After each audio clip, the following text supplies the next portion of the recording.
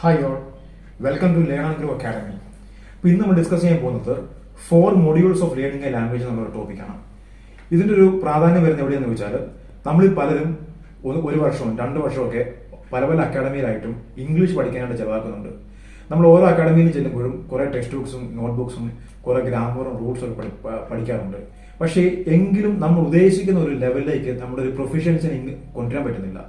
അതിന്റെ കാരണം എന്താണെന്ന് വെച്ചാൽ, നമ്മൾ കൂടുതൽ സമയവും ലാംഗ്വേജ് പിക്കപ്പ് ചെയ്യാനല്ല ഉപയോഗിക്കുന്നത്. നമ്മൾ കുറെ റൂൾസ് പഠിക്കുക ചെയ്യുന്നത്.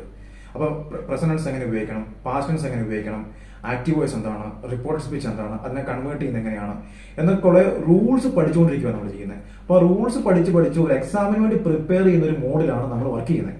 അതിന് പകരമായിട്ട് ലാംഗ്വേജ് പിക്കപ്പ് ചെയ്യണം, എനിക്ക് ഫ്ലുവൻസി ഇംപ്രൂവ് ചെയ്യണം എന്നൊരു ഉദ്ദേശത്തോടു കൂടി നമ്മൾ ലാംഗ്വേജിനെ അപ്രോച്ച് ചെയ്യുവാണെങ്കിൽ ഇംഗ്ലീഷ് ലാംഗ്വേജ് ഒരു 3 മാസം കൊണ്ട് ഈസി ആയിട്ട് നമുക്ക് പിക്കപ്പ് ചെയ്യാൻ പറ്റുന്നുള്ളൂ. അതിന് നമുക്ക് ചെയ്യാൻ പറ്റുന്ന കാര്യമാണ് 4 modules of learning a language എന്നുള്ളത്. എന്തൊക്കെയാണെന്ന് വെച്ചാൽ, reading, writing, listening and speaking. These are called the 4 modules of learning a language. അപ്പോൾ ആദ്യത്തേതാണ് റീഡിംഗ് എന്ന് പറയുന്നത്. അപ്പോൾ എന്തൊക്കെ നമുക്ക് വായിക്കാൻ പറ്റും? നിങ്ങൾ ഇംഗ്ലീഷിൽ കൈ കിട്ടുന്ന എന്തും എടുത്ത് വായിക്കാം. ഫോർ എക്സാമ്പിൾ, നിങ്ങൾക്ക് ഇംഗ്ലീഷ് ന്യൂസ് പേപ്പർ വായിക്കാം, ഗൂഗിളിൽ ഇംഗ്ലീഷ് ന്യൂസ് വായിക്കാം, ആർട്ടിക്കിൾസ് വായിക്കാം.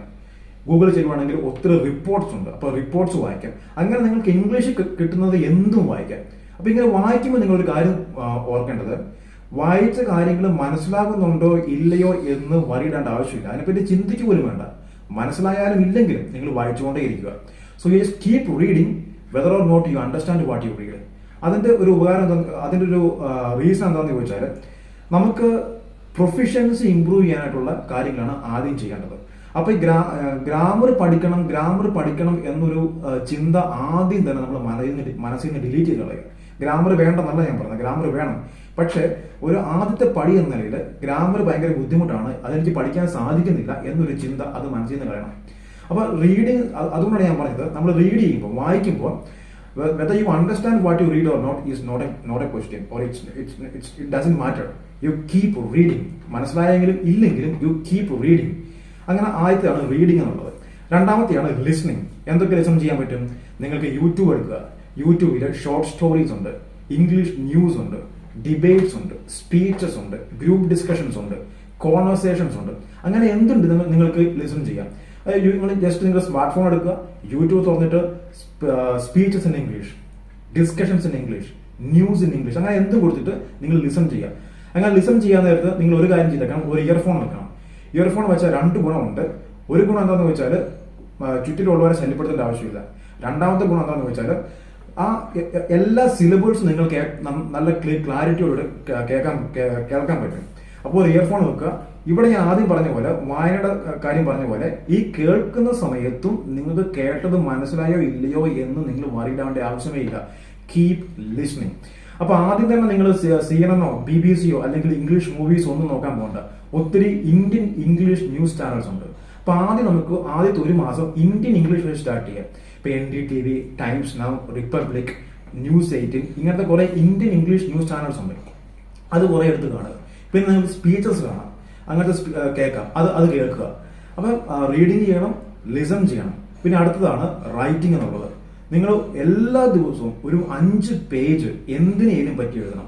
അപ്പോൾ നിങ്ങൾക്ക് ഒരു ടോപ്പിക്കിനെ പറ്റി എഴുതാം. ഫോർ എക്സാമ്പിൾ, മൈ നേഷൻ, അല്ലെങ്കിൽ my best friend, rainy day, അങ്ങനെ ഒരു ടോപ്പിക്കിനെ പറ്റി എഴുതാം. അല്ലെന്ന് വരികിൽ നിങ്ങൾക്ക് റാൻഡം സെന്റൻസസ് എഴുതാം. അത് നിങ്ങളുടെ മനസ്സിൽ വരുന്ന പോലെ അങ്ങോട്ട് എഴുതിക്കൊള്ളുക എന്നുള്ളത്. അങ്ങനെ നിങ്ങൾ എഴുതുമ്പോഴും സ്പെല്ലിങ്ങോ ഗ്രാമറോ സ്ട്രക്ചറോ ഒന്നും നോക്കേണ്ട ആവശ്യമില്ല. ഞാൻ ഒന്നുകൂടെ പറയുന്നു, സ്പെല്ലിങ്ങും ഗ്രാമറും സ്ട്രക്ചറും വേണ്ടെന്നല്ല ഞാൻ പറഞ്ഞത്. നമ്മളൊരു തുടക്കം എന്ന നിലയിൽ നമ്മൾ ആ ഒരു സ്റ്റാർട്ടിങ് കിട്ടാനായിട്ട്, ഒരു ഫ്ലോ കിട്ടാനായിട്ട് യു കീപ് ഡൂയിങ് ഇറ്റ്. അപ്പൊ അങ്ങനെ ചെയ്തുകൊണ്ടിരിക്കുമ്പോഴത്തേക്ക് നമുക്ക് പതുക്കെ ഒരു ഫ്ലോ വരും. ഇനി മൂന്നാമത്തേതാണ് സ്പീക്കിംഗ് എന്നുള്ളത്. അപ്പം സ്പീക്ക് ചെയ്യാനായിട്ട് നമുക്ക് ഇന്ന് വേറെ ഒരു വ്യക്തിയായിട്ട് സംസാരിക്കാനായിട്ടുള്ള ചിലപ്പോൾ ഒരു സാഹചര്യം ഇല്ലായിരിക്കും.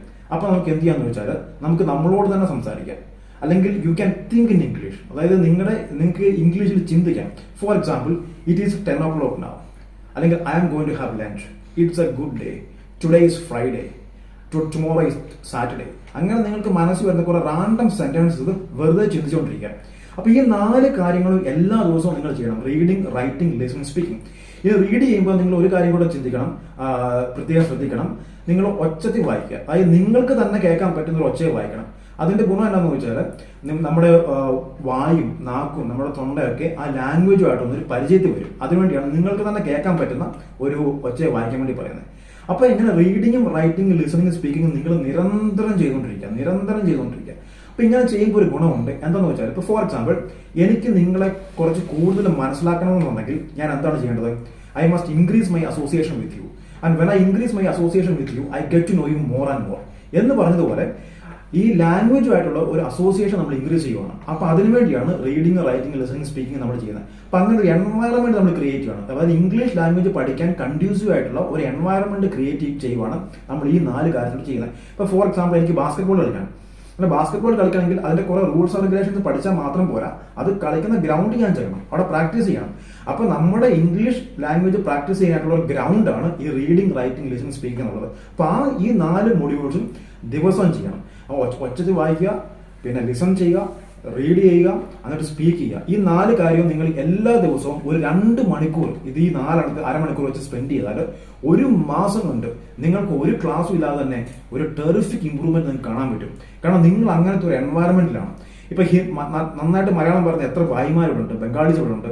അവരെങ്ങനെയാണ് മലയാളം പഠിച്ചത്? അവരൊരു സ്കൂളിൽ പോയി പഠിച്ചിട്ടല്ല, അവർ ആ ഒരു എൻവയറമെന്റിലായിരുന്നു. അപ്പൊ നമ്മൾ ഒരു എൻവയറമെന്റ് നമുക്ക് ചുറ്റും ക്രിയേറ്റ് ചെയ്യണം. ഒരു ഇംഗ്ലീഷ് പഠിക്കാനായിട്ടുള്ള നമ്മളെ സഹായിക്കുന്ന ഒരു എൻവയറമെന്റ് നമുക്ക് ചുറ്റും ക്രിയേറ്റ് ചെയ്യുകയാണ്. എങ്ങനെ ക്രിയേറ്റ് ചെയ്യുന്നത്? റീഡിങ്, റൈറ്റിംഗ്, ലിസണിങ്, സ്പീക്കിംഗ്, ഈ 4 കാര്യങ്ങൾ ചെയ്യുന്ന വഴി. ഓക്കെ, അപ്പൊ നിങ്ങൾക്ക് അടുത്ത ക്ലാസ് തൊട്ട് നമ്മൾ ടെൻസിലേക്ക് പോവുകയാണ്.